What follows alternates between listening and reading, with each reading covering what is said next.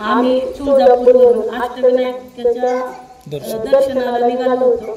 जाता जाता रस्त्यामध्ये आम्हाला पिंपरी दुमाला हे गाव लागले। तिथं निसर्गरम्य वातावरण होतं।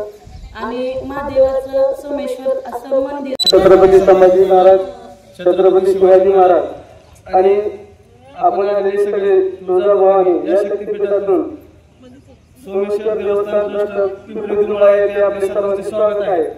आणि जवळपास पांडवकालीन जे सन 1407 पूर्वीपासून जी परंपरा आपल्या हिंदूमध्ये निर्माण आलेली आहे, त्याच्यामुळे आपण सर्वांनी इथे येऊन या गावस्थांच्या वतीने आणि मंदिराच्या जी जीर्णोद्धार झाले आज पिंपरी दुमाला येथे आलेले असून येथे सुंदर असं एकदम निसर्गरम्य वातावरणात हे सोमेश्वर महादेवाचे मंदिर वसलेले आहे। अशी इथली कथा आहे की पांडवांनी येथे येऊन एका रात्रीमध्ये हे मंदिर उभारलेले आहे।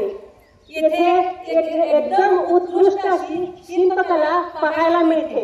येथे कुठेही काय होतं, देवस्थान छोटंच आहे, अष्टदर्जाच्या प्रतीक्षेत प्रत्येकाचा अष्टदर्जा त्याला भेटल्याच्या नंतर या ठिकाणी अजून महत्व वाढणार आहे। दर सोमवारी या ठिकाणी महाप्रसादाचं नियोजन करण्याचं काम आमच्या या ठिकाणी चालू आहे। देवस्थान कमिटी या ठिकाणी अतिशय चोखरित्या आणि डोळ्यात तेल घालून या ठिकाणी काम करत आहे। कोणताही कागद कमी पडून देत नाही एक दर्जा भेटण्यासाठी। त्यासाठी आमच्या गावाचं हे मी महत्व आपल्या ठिकाणी समोर मांडण्याचा प्रयत्न केलेला आहे। आपण आपल्या गावामध्ये आलेलो आहोत दर्शनासाठी। आमचा जी सत्कार केला तुम्ही त्याबद्दल सर्वांचे आभार। सर्वजण या ठिकाणी तुळजापूरवरून इथे आलात। आपलं मी पिंपरी दुमाला सोमेश्वर देवस्थान ट्रस्टच्या वतीने आणि समस्त ग्रामस्थ पिंपरी दुमालाच्या वतीने मी आपलं आभार मानतो। आणि आपण आमच्या सोमेश्वर मंदिराची माहिती पूर्ण आपल्या तुळजापूर जिल्ह्यात असो किंवा आपल्या आजूबाजूच्या पाहुण्या मंडळींच्या मित्रपरिवारांच्या सर्वांना सांगून या ठिकाणी दर्शनासाठी येण्यासाठी त्यांना आग्रही भूमिका घ्या।